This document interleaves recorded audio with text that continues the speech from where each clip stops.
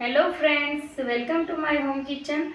આજે આપણે બનાવવાના છે સરસ એવી ટેસ્ટી ફરાળી રેસીપી, જે બનવામાં એકદમ સરળ છે અને ઝડપી બની જાય છે. અને અત્યારે ચોમાસાની ઋતુ ચાલે છે એટલે બધાને ભજીયા ખાવાનું તો મન થતું જ હોય છે અને જોડે ઉપવાસ પણ આવી જતા હોય છે. તો ચલો આપણે ફરાળી ભજીયા બનાવવાનું શરૂ કરીએ. તો એના માટે મેં અહીંયા બે આ રીતના બટાકા લીધા છે. તો અહીંયા મેં 2 બટાકાનું માપ લીધું છે. હવે આપણે બટાકાને છોલી લેવાના છે પહેલાં. તો આ રીતે એના છોતરા કાઢીને આપણે બટાકાને છોલી લઈશું. તો બંને બટાકાને આપણે આ જ રીતે છોલી લેવાના છે. તો આની અંદર આપણે બટાકાની છીણનો ઉપયોગ કરવાનો છે. તો અહીંયા મેં ચપ્પાની મદદથી બટાકા છોલીને તૈયાર કરી લીધા છે. હવે આપણે ધોઈ લઈશું પહેલાં બટાકાને. તો અહીંયા મેં ધોઈને લઈ લીધા છે. હવે આપણે એની છીણ કરી લઈશું.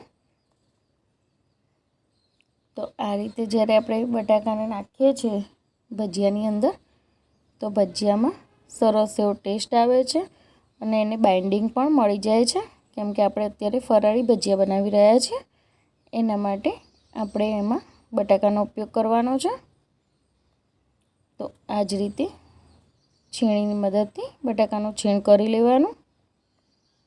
તો અહીંયા મારું છીણ મેં તૈયાર કરી લીધું છે. આ રીતે કાઢી લઈશું પહેલાં એને. હવે આપણે જે વાસણમાં ખીરું બનાવવાનું હોય તે વાસણની અંદર આ છીણને લઈ લેવાનું છે.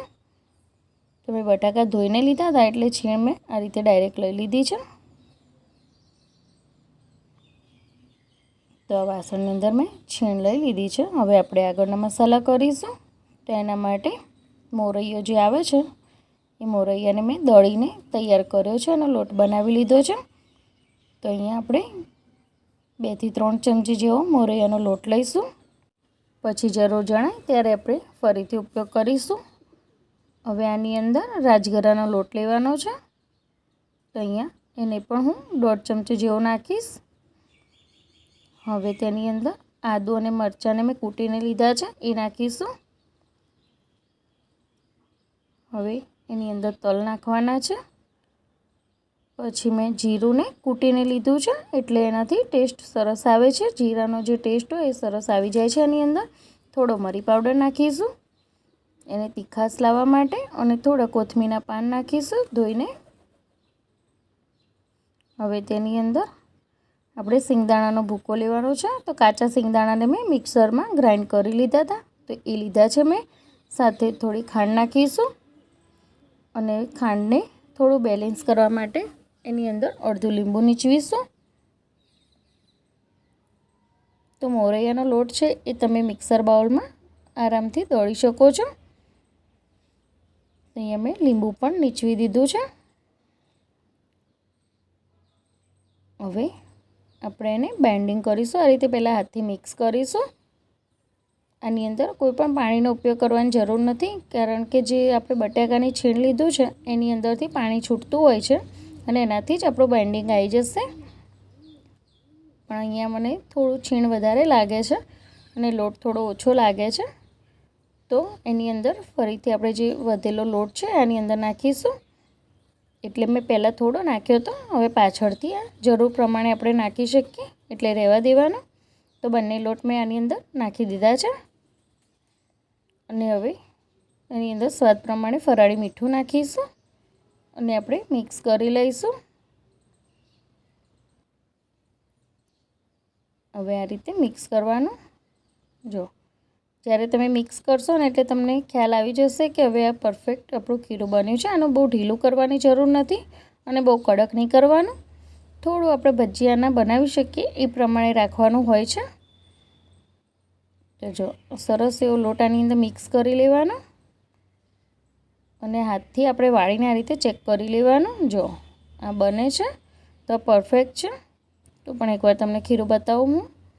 જો આ રીતે આપણે હાથથી એને આપણે ભજીયાનો શેપ આપી શકીએ એ પ્રમાણનું ખીરું હોવું જોઈએ. તો ખીરું બની ગયું છે. હવે આપણે તેલ ગરમ કરવા મૂકી દીધું હતું મેં. તો થોડુંક આપણે એની અંદર ચેક કરીશું. મેં થોડું ખીરું નાખ્યું તો એ તરત જ ઉપર આવી ગયું, એટલે આપણું આ તેલ પણ ગરમ થઈ ગયું છે. તો પહેલાં આને કાઢી લઈશું બહાર. અને જે આપણે ખીરું બનાવીને રાખ્યું છે તેની અંદરથી નાની નાની સાઇઝના ભજીયા મૂકીશું આની અંદર. તો જો આ રીતે હાથથી આ રીતે મૂકવાના છે. જેમ આપણે ચણાના લોટનું ખીરું બનાવીએ છીએ એ રીતે આનું ખીરું નહીં બનાવવાનું. આ રીતનું ખીરું જે મીડિયમ થીક રાખવાનું અને આપણે હાથથી જ એને બનાવવાનું હોય છે. આ રીતે નાની નાની સાઇઝના ભજીયા બનાવવાના. જો તમારે ગોળ શેપ આપવો હોય તો તમે હાથથી ગોળ શેપ આપીને પણ ભજીયા આ રીતે મૂકી શકો છો.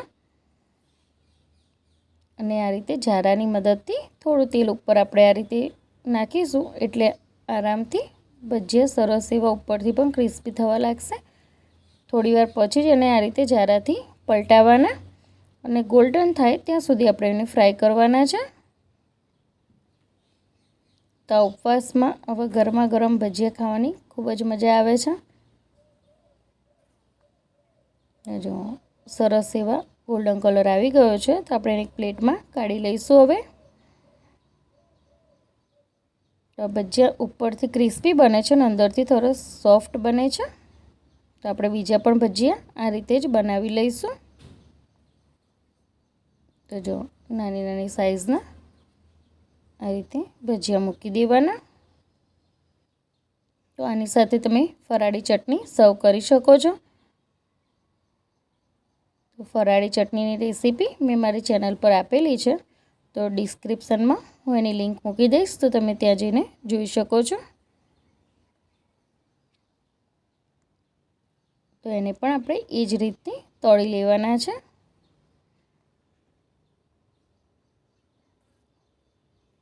તો જો ગોલ્ડન થાય ત્યાં સુધી આપણે આને ફેરવીને તળવાના છે. તો અહીંયા ભજીયા પણ સરસ એવા તળાઈ ગયા છે. તો આને પણ આપણે એક પ્લેટમાં કાઢી લેવાના છે. જો સરસ બન્યા છે. તેને સર્વિંગ પ્લેટમાં લઈ લઈશું. હવે